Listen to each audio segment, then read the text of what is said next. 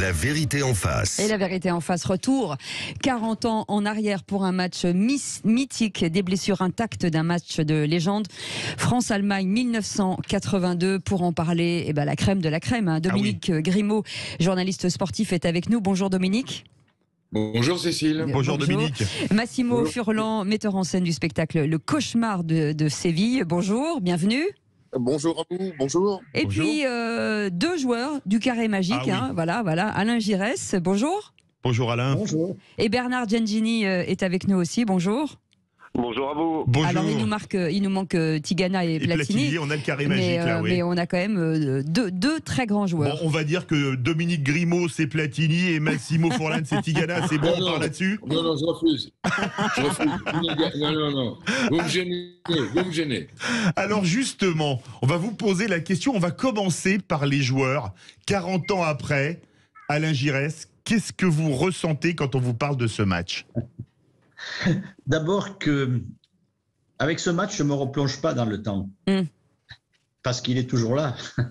Il est toujours à côté de moi. D'abord, c'est pas que j'y pense, mais la première des choses, quand on me rencontre, on me parle de ce match. Donc, il est toujours là. Sa présence est permanente. Voilà, ça démontre ce qu'il a marqué. Et c'est cet énorme souvenir que, moi, je dirais, c'est un intense souvenir. Vous avez dans un match, vous avez deux cas de figure. Oui. Vous gagnez, vous êtes très heureux, vous êtes à votre joie. Vous perdez, vous avez de la déception. Ce match-là, c'est autre chose. Autre chose, on a vécu tellement d'émotions à l'encontre de ce match avec ce final cruel. Voilà, qu'il reste à part et unique dans l'histoire d'un sportif et du footballeur que je suis. Bernard Gengini, quand on parle à nos auditeurs et qu'on leur pose la question sur ce match, beaucoup parlent de plaies encore ouvertes aujourd'hui.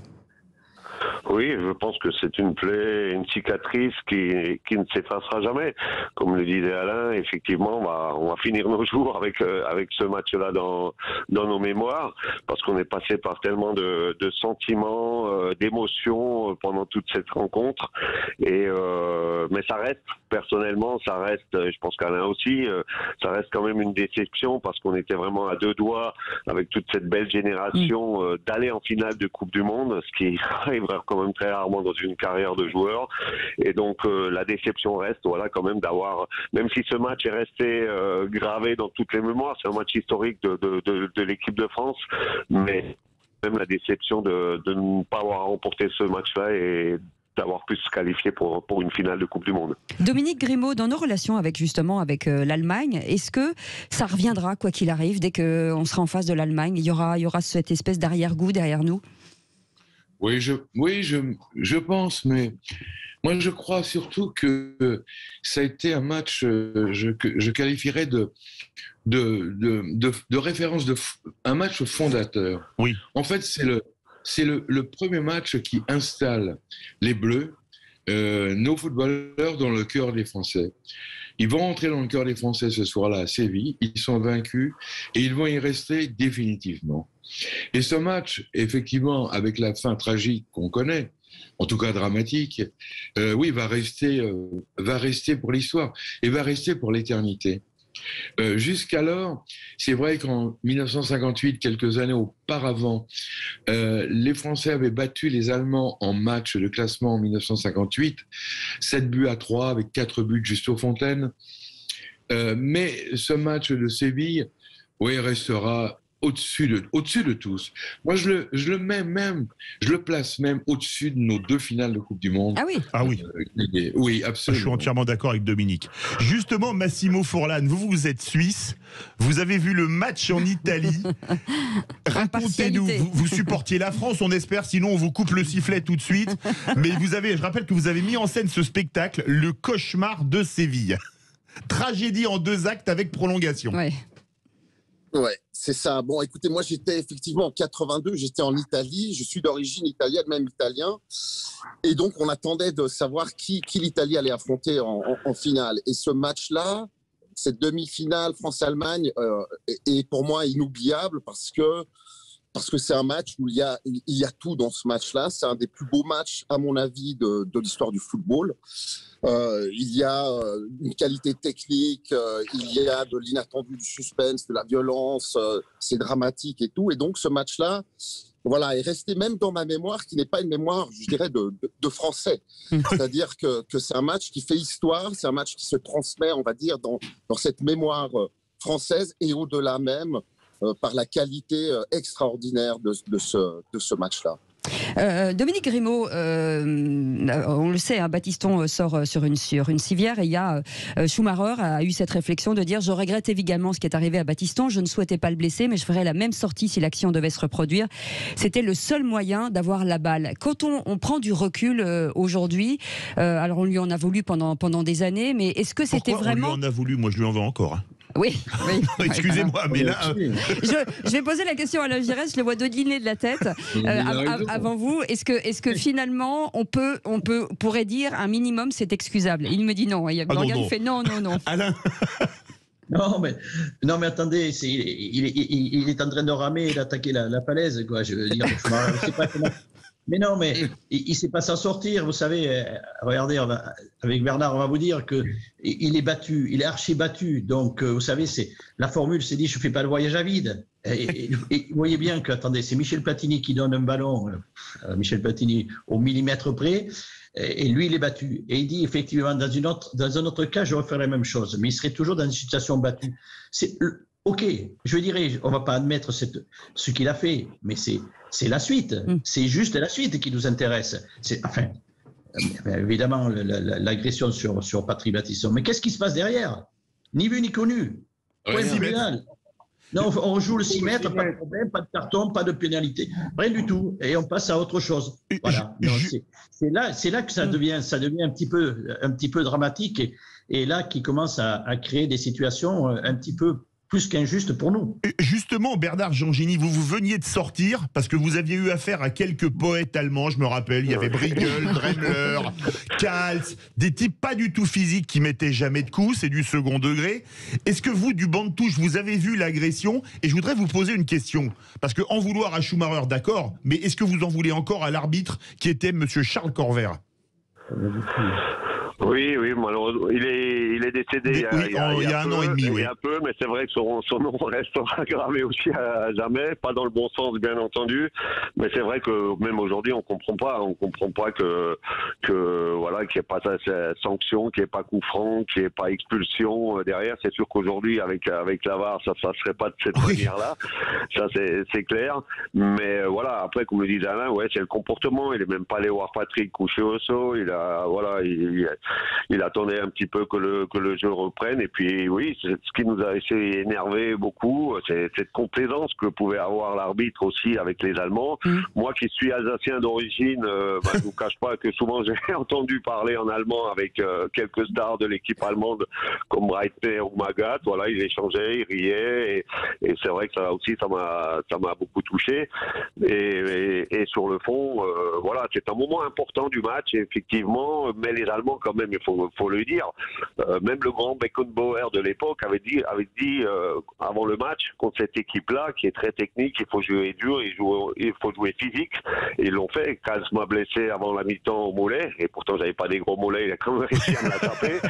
Et puis après Patrick est rentré, et voilà, et ça faisait donc quand même 2 changements après une heure de jeu, et à ce moment-là on ne pouvait effectuer que 2 remplacements, donc ça aussi ça pouvait sur le match encore qui a duré plus les prolongations, ça a été pénalisant également pour nous pour la suite de la rencontre. Dominique Grimaud, je suis sûr que vous en voulez aussi à Charles Corver, en plus de Schumacher 40 ans jour pour jour après. Ah ben moi j'en veux à foot pour 1976. Oui. J'en veux à Studard pour le Suisse qui arbitre France-Argentine 78 à Buenos Aires et qui accorde un pénalty incroyable aux Argentins. J'en veux évidemment à Corver, mais ce que je veux préciser, c'est que à l'époque, notre équipe de France était magnifique dans son esprit, dans son élan, mais elle n'avait pas de statut international. C'est vrai. Et c'est ce qui changeait absolument tout. C'est-à-dire que le regard des arbitres se posait sur nous comme une nation un peu secondaire du football, ce qui ne serait plus le cas aujourd'hui. Depuis, il y a eu 2 titres de champion du monde depuis 40 ans. Il y a eu des performances assez extraordinaires. Donc, tout s'est un peu modifié. Le regard des spectateurs, le regard des arbitres. Voilà, VAR ou pas VAR. Moi, je suis persuadé qu'avec le statut que cette équipe de France possède aujourd'hui, il est clair que sur l'action, Schumacher prend un rouge et les Allemands finissent à 10 et c'est le tournant du match et les Français se retrouvent en finale. Mais il y a 40 ans, voilà, c'était, et je crois qu'Alain et Bernard ne peuvent pas dire le contraire, malheureusement, nous étions considérés comme une nation de second. Absolument. Alors justement, on a un metteur en scène avec nous. Je vais citer un grand comédien, Francis Huster, qui avait écrit une lettre ouverte à Michel Platini et à tous les Bleus le lendemain dans l'équipe, et qui avait écrit ce pourquoi Cyrano, Molière, Jean Moulin en France sont morts, le panache, contre la brute aveugle, contre la bêtise de la force, contre la masse de muscles sans faille. Vous avez jailli avec votre poésie, votre imagination, votre finesse, votre inspiration, et tu sais quoi, Michel, votre humilité. Massimo Furlan, le football français de ce carré magique de ces Bleus, c'était de la poésie. C'est pour ça que vous l'avez mis en scène ? Bon, d'une part, oui, je pense, comme je le disais tout à l'heure, ce match-là est un des plus beaux de l'histoire de la Coupe du Monde. Et puis, dans ce match-là, moi, je le prends non plus comme un match, mais comme une histoire qui a été écrite. Les acteurs l'ont écrite, ce match-là, et il est parfait. Pour revenir à l'arbitre, je dirais par provocation qu'il est parfait dans ce match-là. C'est-à-dire que pour rendre un match quelque part inoubliable, il faut peut-être aussi un mauvais arbitre, de mauvaises décisions, des choses que l'on conteste comme ça, quoi. Et donc, moi, c'est pour ça que j'ai choisi ce match, non pas pour le plaisir de la défaite, non, parce qu'au fond, je pense qu'au fond, c'est un hommage au football de plus haut niveau. C'est une équipe, effectivement, qui arrive, que l'on n'attend pas à ce niveau-là, et puis qui émerveille par sa qualité technique, sa rapidité et son imagination sur le terrain, quoi. Allez, encore des anecdotes et du commentaire dans quelques instants. On a vraiment un carré magique. Ah là, c'est le plus beau jour de ma vie. Là. Je les ai tous les 4 en face de moi, c'est génial. Restez avec nous, c'est le Grand Matin Sud Radio. La suite de ce magnifique et incroyable match France-RFA de 1982. Si vous voulez nous en parler, 0826 300 300. À tout de suite. La vérité en face. Et la vérité en face sur ce match où il y a tellement de choses à dire. France-Allemagne 1982 et cette blessure. On en parle avec nos invités. Dominique Grimaud, journaliste sportif. Massimo Furlan, metteur en scène du spectacle Le Cauchemar de Séville. Et c'est bien ça. Alain Giresse est avec nous. Bernard Gengini.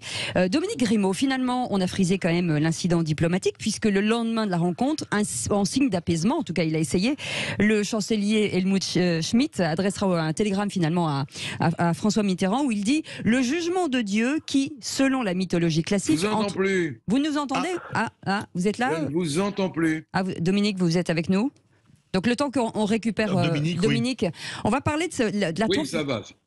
On l'a retrouvé. Non, je disais, Dominique, qu'on avait frisé l'incident diplomatique entre la France et l'Allemagne avec en guise d'apaisement le télégramme qu'envoie Helmut Schmidt à François Mitterrand où il dit le jugement de Dieu qui, selon la mythologie classique, entre en jeu dans chaque combat entre deux peuples et qui a voulu que ce soit finalement le camp allemand qui gagne. On était à 2 doigts de cet incident quand même.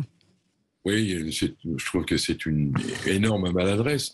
Moi, ce qui me choque le plus au terme de ce match, c'est que Gigi et Bernard le diront, il y a beaucoup de témoins qui ont vu la délégation allemande, l'équipe allemande, à l'aéroport de Séville, sourire et rire même avec l'arbitre Corver.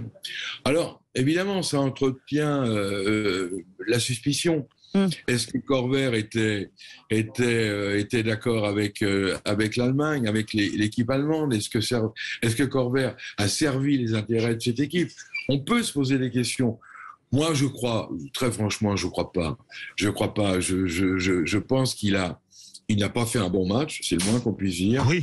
De là à dire qu'il y avait arrangement entre Corver et l'équipe allemande, je n'irai pas jusque-là. Je ne sais pas ce qu'en pense Gigi, mais je ne crois pas. Alain Giresse ? Ouais, je te suis, Dominique. Je te suis. Je pense pas que ce soit une volonté de vraiment de nous punir. Non, non. Je pense qu'il a pas été bon. Il a raté son match. Mais je trouve qu'il a raté de début jusqu'à la fin. Oui, et puis toujours dans le même sens. Oui, en plus, qui plus est en plus. Parce que sur le deuxième but allemand, il y a 2 fautes, une sur toi, Alain, et une autre sur Jean-Tigana, Gana, je crois. Non, sur Michel Platini. Sur Michel Platini, pardon. C'est ce que je voulais rajouter également aussi, qui aurait évité que l'on prenne ce deuxième but. Ça, c'est certain. Mais alors, bon, je fais une parenthèse aussi. Dans cette Coupe du Monde, on n'a pas été gâté par les arbitres. Parce que si j'ai été concerné moi aussi par le but que je marque contre le Koweït, qui était aussi refusé, mais bon. Oui. Là, c'était l'incident diplomatique avec l'émir, c'était plus compliqué. Voilà. Mais ce match-là, oui, l'arbitre est à côté de la plaque. Mais effectivement, ce que dit Dominique à l'aéroport, ben voilà, ça a frisé un petit peu l'émeute entre notre délégation et la délégation allemande. Mais l'arbitre était là, tout souriant avec les autres. Je pense qu'il travaillait dans une marque de bière allemande aussi. Bon, alors. Non, il travaillait chez Heineken, qui est hollandaise. Oui. Absolument. Ah bon, oui. Bernard Gengini, alors il y avait tout dans ce match. Il y avait aussi la fournaise, parce que ça aussi, ça n'a pas dû aider. Oui, c'est vrai que dès le matin, il faisait très très chaud sur Séville, mais encore, je dirais une fois qu'en soirée, voilà, les températures ont baissé, puis je crois que ça n'a pas trop joué sur le match. Voilà, c'est surtout un petit peu après. Et moi, je voudrais revenir aussi sur ce que vient de dire Dominique. C'est vrai que ces Allemands ont eu un comportement un petit peu méprisant, arrogant à notre égard, et même déjà avant le match, il paraît que Schumacher avait percuté volontairement lorsqu'on est allé voir le terrain Bruno Bellone, alors que voilà, simplement il a un petit peu bousculé. Donc déjà, vous voyez, c'était un peu les prémices de la tension montait. Oui. Voilà, la tension a commencé à monter, mais c'est vrai qu'ils ont toujours eu un petit peu ce comportement un petit peu hautain vis-à-vis de nous. Et comme le disait Dominique, effectivement, on n'avait pas encore qu'à l'équipe de France aujourd'hui, et je dirais même que nous, peut-être dans cette rencontre-là, on a peut-être été aussi encore un petit peu trop gentils, un petit peu trop naïfs, on n'est peut-être pas allé contester suffisamment en groupe Bernard, chaque fois qu'il y avait une mauvaise décision contre nous. Voilà, mais on était comme ça, nous on était des joueurs, on pensait surtout au jeu, à bien jouer, et je voudrais aussi rajouter, on avait quand même aussi un sélectionneur aussi, Michel Hidalgo, qui prônait le beau jeu, qui nous disait de prendre beaucoup de plaisir, et qui n'hésitait pas à prendre des risques dans ses compositions pour aligner plusieurs joueurs offensifs.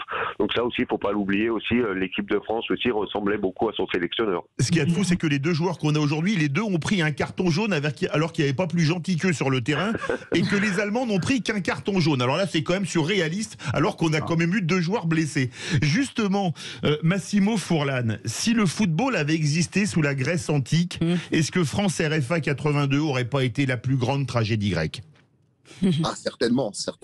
C'est quelque chose d'immense, c'est quelque chose d'énorme. Il y a peu d'autres matchs de référence. Alors évidemment, lorsque vous changez de pays, comme je l'ai fait avec cette performance, où je l'ai construite ailleurs aussi, chaque fois la mémoire est différente. Évidemment, France-Allemagne 82, lorsque vous allez en Pologne, ça parle pas la même chose. Mais comme ça, voilà, dans notre histoire, voilà, je crois qu'il y a peu de comparaison par rapport à ce qui se passe dans ce match-là. Juste une petite question, Alain et Bernard. Qu'est-ce qui s'est passé dans le vestiaire quand vous êtes rentrés? Il ne s'est rien passé. On pleurait. Mais comme quelque chose on nous avait cassé quelque chose, on nous avait volé presque une qualification. C'était cruel, c'était dur, c'était injuste. Quand on perd, on a perdu, on n'a pas été bon, on est passé à côté du sujet, très bien, parfait. Mais là, non, là, c'était vraiment. Et puis alors là, on a tout lâché. Là, on était nerveusement, on a tout lâché. Là, on n'avait qu'une idée en tête, chacun, sortir du stade et prendre un avion et rentrer chez nous. Bernard? Oui, bien entendu, beaucoup de tristesse, des larmes, mais mélangé aussi à un sentiment de colère. voire même un petit peu de haine quand même, parce que j'ai le souvenir qu'il y avait des joueurs allemands qui souhaitaient échanger leur maillot avec nous, et bien sûr on les a vite envoyés. Ça a même failli en venir en main avec un ou deux joueurs, mais c'est vrai, surtout beaucoup de tristesse. Et moi j'ai le souvenir vraiment d'un garçon, Marius Trésor, une force de la nature, une armoire physique, vraiment sur le plan physique incroyable. Et Marius qui en rentrant, qui pleurait à chaudes larmes, c'est vraiment une image forte, moi, qui m'est restée. Je vais poser, il nous reste 15 secondes, on va faire un tout petit peu plus long à Dominique Grimaud et à Massimo Fourlan. Vous n'avez pas le sentiment qu'on a deux héros avec nous ce matin, et c'est pas Cécile de Minibus, c'est moi, hein, c'est Alain et Bernard. Dominique. Bien évidemment. Moi, je vais les qualifier d'héroïques. Ce sont les héroïques du football français. Bernard, Alain, je veux dire, toute cette équipe de France, 78, je dirais 84, puisque deux ans après, nous allons enfin obtenir un titre avec le titre de champion d'Europe et les 9 buts de Michel Platini en phase finale. Oui, ce sont les héroïques pour moi. En un mot, Massimo Fourlan, des héros qui méritaient d'être en scène? Ah oui, absolument, absolument. Enfin, c'est l'enfance. Hein. C'est imaginer combien d'enfants ont rêvé à ce moment-là de devenir ce qu'ils sont, ce qu'ils ont montré. C'est absolument énorme. Moi, je suis tout à fait honoré d'être Massimo, avec eux. Si pour vos prochaines représentations, Bernard et Alain veulent venir, on prend Dominique Grimaud, vous prenez les femmes Cécile de Minibus et moi, on est prêt à mettre le maillot bleu, le short blanc et les chaussettes rouges pour venir jouer dans le prochain Cauchemar de Séville. Ça vous va ? Oui. Ça me va très bien, vous êtes invité avec plaisir. En tout cas, absolument. En tout cas, vous avoir tous les quatre. Vous avoir tous les quatre pour cette fin de saison du Grand Matin Sud Radio. C'était le plus beau cadeau de cette année. Merci beaucoup d'avoir été avec nous ce matin. Dominique Grimaud, Massimo Furlan, Alain Giresse et Bernard Gengini, avec un petit pincement pour Bernard que j'aime plus que tout. Voilà, et que j'embrasse tendrement. Voilà, merci d'avoir été avec nous et merci de votre gentillesse et votre bienveillance à tous. Et vous comptez tellement dans nos cœurs et dans le football français. On vous souhaite une belle journée, de belles vacances si vous partez en vacances. Dans un instant, Valérie Expert et qui ne part pas en vacances avec Gilles Gansman. Et puis le journaliste de série Romain Nigita sera avec eux jusqu'à 11h. On vous souhaite de belles vacances et nous on vous retrouve très bientôt. Vous, on vous retrouve lundi avec Julie de Belair. Je vous embrasse, passez de belles vacances, salut.